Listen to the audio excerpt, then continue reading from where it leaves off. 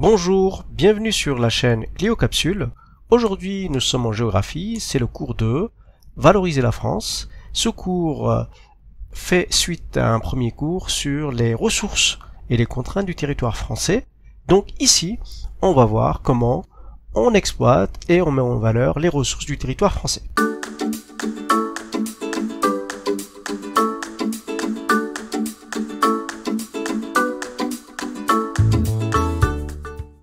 Nous allons donc d'abord évoquer la mise en valeur agricole et dans un premier temps, nous allons montrer que cette mise en valeur est adaptée aux potentialités du territoire. Nous allons travailler à l'échelle locale et avec l'exemple des Côtes de Nuits.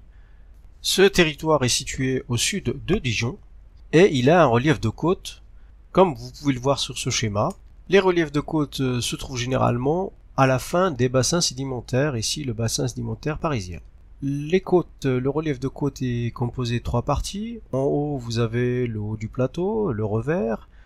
En bas, la dépression, la plaine. Et au centre, entre les deux, en situation de transition, vous avez le coteau et qui nous intéresse ici. Donc sur cette carte photographie aérienne issue des images de Google Maps, vous pouvez observer, on peut observer trois types de paysages. À gauche, un paysage couleur très foncée qui correspond en fait à la forêt. Au milieu, un paysage avec des parcelles très petites qui correspondent à la vigne, donc on y pratique la viticulture. Et puis à droite, des champs beaucoup plus grands, géométriques, sur lesquels on pratique la céréaliculture. Nous avons donc trois terroirs. Un terroir, c'est un territoire agricole avec des spécificités, des particularités liées au sol, à l'exposition, au climat et au savoir-faire local. Donc dès le Moyen-Âge, on a une agriculture qui s'adapte aux potentialités du territoire. Les hauteurs sont laissées à la sylviculture, donc à la culture de la forêt.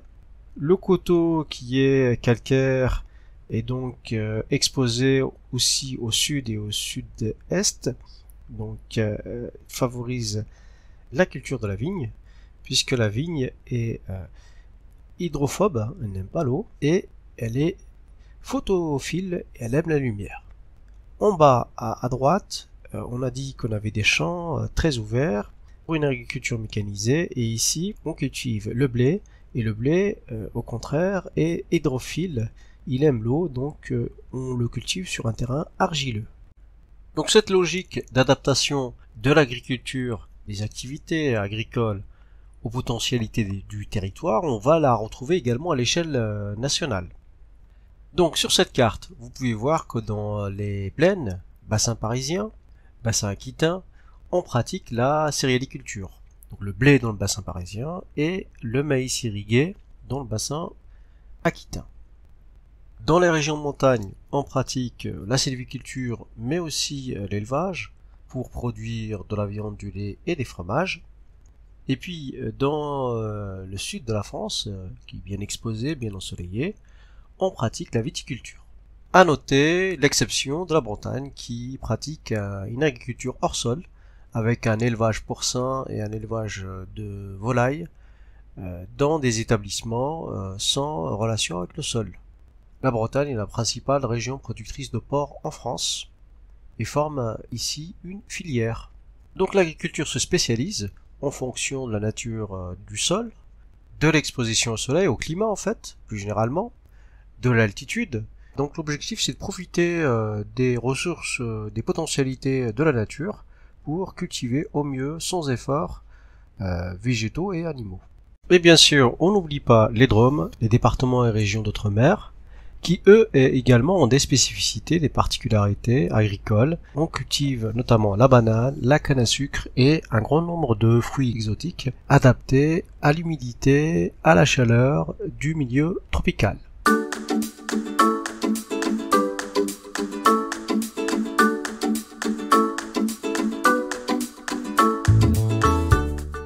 Nous allons donc maintenant passer à la deuxième partie de ce cours, à l'exploitation des ressources énergétiques et notamment les énergies renouvelables. Donc on se concentrera uniquement sur les énergies offertes par le territoire français. La principale énergie renouvelable exploitée en France est l'énergie hydroélectrique. Donc la plupart des barrages sont situés dans les zones de montagne, sud et est de la France. Je vous rappelle que l'énergie hydroélectrique utilise la force de l'eau. Donc cette eau est introduite sous pression dans des turbines. Ces turbines permettent d'actionner un rotor sur un stator et au final on produit l'électricité. La deuxième énergie renouvelable produite en France, c'est l'énergie photovoltaïque qui utilise donc la lumière du soleil. Et comme vous pouvez le voir sur cette carte, ce sont bien sûr les régions du sud, les plus ensoleillées, qui produisent le plus d'électricité, à l'exception de l'Alsace, du Grand Est, qui apparemment fait des efforts pour produire de l'électricité photovoltaïque. Donc il faut savoir aussi que l'agriculture peut aussi participer à la production d'énergie renouvelable. Les agriculteurs peuvent accueillir sur leurs champs des panneaux photovoltaïques, également des éoliennes, mais l'agriculture participe également à la création, à la fabrication d'énergie d'origine biologique. Donc deux types d'énergie, des biogaz, du méthane essentiellement issu de la méthanisation, et également des biocarburants comme l'éthanol, utilisé pour faire tourner les moteurs à explosion. Le bioéthanol est produit à partir de sucre de betterave, de maïs, de toutes sortes de végétaux. Mais au final, cette production de biocarburants reste mineure dans le mix énergétique en France. Sur ce graphique, vous pouvez voir que les biocarburants ne représentent que 1,3% de l'énergie consommée en France. Et puis plus globalement, les ENR, les énergies renouvelables, quelle que soit leur source, sont encore faibles dans le mix énergétique. Ici, nous sommes à 13%. Donc là, la France utilise essentiellement le nucléaire comme source d'énergie, 40%, et le pétrole, 28%, ainsi que le gaz naturel, autour de 16%. Lorsqu'on s'intéresse à la part des énergies renouvelables dans la consommation électrique, on voit qu'en France, cela représente 23%, alors qu'en Allemagne, nous sommes à 42%. Donc nous avons une marge de progression dans ce domaine.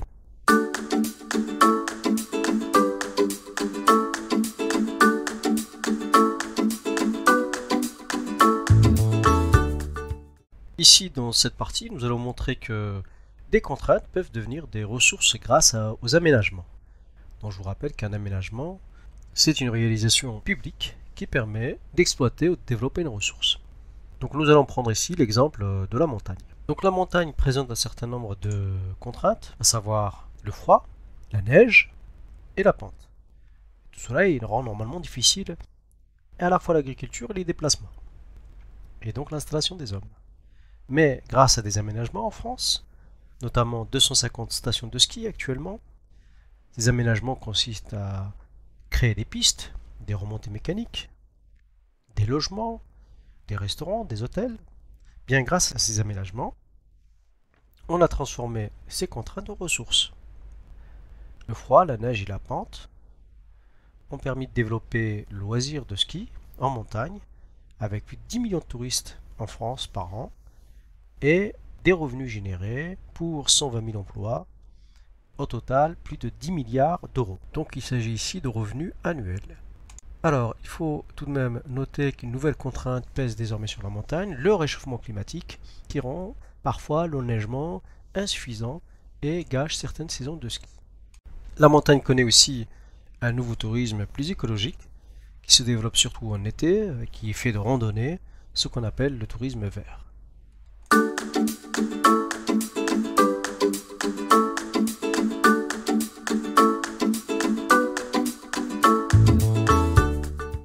Dans cette quatrième partie, nous allons voir que l'État est le principal aménageur du territoire avec la politique d'aménagement du territoire. Cette politique d'aménagement du territoire a été lancée dans les années 1960 à l'époque de De Gaulle.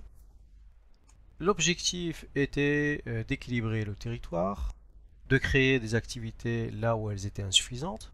Cette politique était confiée à une agence publique, la DATAR, la délégation à l'aménagement du territoire et à l'action régionale sous l'égide du Premier ministre. Donc nous allons voir juste quelques exemples de grands aménagements réalisés par l'État à partir des années 1960. Et d'abord le plan Neige, qui a consisté à créer des stations intégrées dans les Pyrénées et dans les Alpes principalement. Donc vous avez ici l'exemple de la Plagne, qui est typique de ces stations intégrées. Une station intégrée est une station qui offre tous les services sur place. La forme des logements en bar et en tour montre que dès le départ, ce tourisme est un tourisme de masse et qui se veut être un tourisme populaire. L'État aménage également les littoraux pour développer là aussi le tourisme. C'est le cas de la mission Racine qui crée de nombreuses stations touristiques dans le sud de la France, dont le Languedoc. Vous avez ici l'exemple de la station du Cap d'Agde. Il a fallu créer l'infrastructure hôtelière, les marinas, les ports de plaisance donc, mais également les routes, les infrastructures de transport. Et une fois ces infrastructures créées, elles étaient ensuite vendues à des exploitants privés. À partir des années 1970, l'État développe le réseau autoroutier pour atteindre aujourd'hui 12 000 km d'autoroutes. Ce réseau autoroutier a dans un premier temps renforcé la position de la capitale puisqu'il avait une forme en étoile, et puis depuis les années 2000, il a tendance à relier les métropoles avec des lignes transversales, comme l'autoroute qui relie ici Bordeaux à Lyon via le Massif central. À partir des années 1990, l'État développe le réseau à grande vitesse, mais ce réseau est très centralisé sur Paris avec aucune ligne transversale. Le développement du territoire est quasiment achevé. On a parlé des stations de ski, des stations balnéaires, des autoroutes, des lignes LGV. L'État a également développé les universités de banlieue à Paris et les universités de province ou de région. Donc aujourd'hui, l'aménagement du territoire est quasiment achevé et l'État se contente de soutenir des projets locaux et notamment ce qu'on appelle les territoires innovants. Pour conclure sur ce cours 2 sur la valorisation du territoire de la France, on retient quelques exemples de mise en valeur. Dans l'agriculture, une agriculture qui s'adapte aux potentialités du territoire. Dans le domaine des énergies renouvelables, une certaine faiblesse du développement de celle-ci, et puis on a vu qu'on pouvait transformer des contraintes, comme en montagne, en ressources avec le ski. Et enfin, on a noté qu'en France, le rôle important que joue l'État dans l'aménagement du territoire. Voilà, je vous remercie d'avoir suivi cette vidéo, vous pouvez la revoir pour réviser, et puis n'oubliez pas, vous êtes sur Clio Capsule, abonnez-vous, et cliquez sur la petite cloche pour avoir des notifications et pourquoi pas le petit pouce bleu. À bientôt!